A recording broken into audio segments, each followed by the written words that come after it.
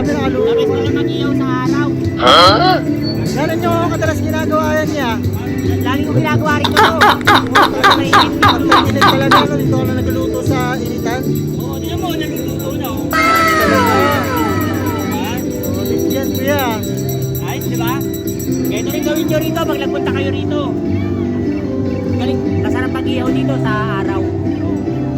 Yan. Wala nang uling-uling yan niya, no? Oo.